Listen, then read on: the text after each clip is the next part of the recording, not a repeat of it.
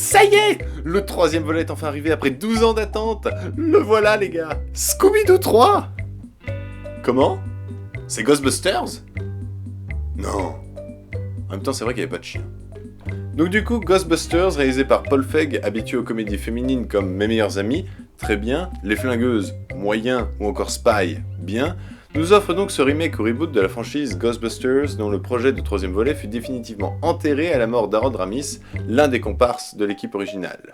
Ce reboot au remake avait donc fait beaucoup parler de lui parce que de nombreux fans, qui ont franchement rien d'autre à foutre de leur journée, ont vidé, et ce avant la sortie d'une bande-annonce, un seau de merde sur le film. Et quand la première bande-annonce fut sortie, il était vrai que le résultat n'avait pas l'air très engageant, et les fans ont donc renforcé leur critique, mais comme jamais le rappeler, il ne faut pas vendre la peau de la goutte avant d'avoir tué le vase. Et du coup, verdict.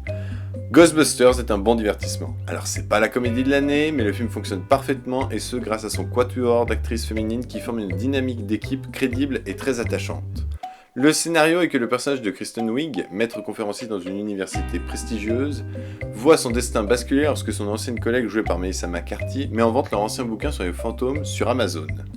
Mais elles découvriront avec deux nouvelles acolytes que leur théorie n'était pas si futile et qu'il faut trouver un moyen de combattre cette menace. Le scénario est prévisible, mais en même temps on se trouve devant une comédie familiale où ici le divertissement et l'humour priment sur la complexité d'un scénario. Et je dois dire que le divertissement est assuré.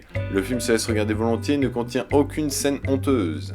Plusieurs hommages sont faits au film précédent, tout cela en incluant des caméos des précédents acteurs, et même si la ficelle est un peu grosse, ces hommages ne manquent pas de respect et d'admiration vers le diptyque original.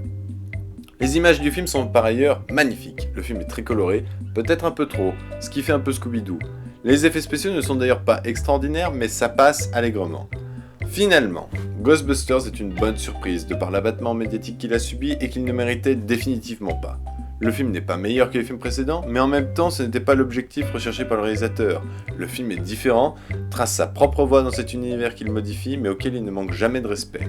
Je ne peux donc que vous conseiller ce film s'il est encore diffusé dans vos salles, car je comprends que ma critique est très tardive, mais je tenais à rassurer les sceptiques ou tenter de convaincre les réfractaires que le film mérite d'être vu et qu'en tant que divertissement et même blockbuster, c'est un des meilleurs films de cet été. Et croyez-moi, je n'aurais jamais pensé 3 mois en arrière que Ghostbusters serait mieux que Suicide Squad. Et pourtant, c'est le cas. Car au moins ce film ne vous laisse pas une énorme douleur dans l'arrière-train.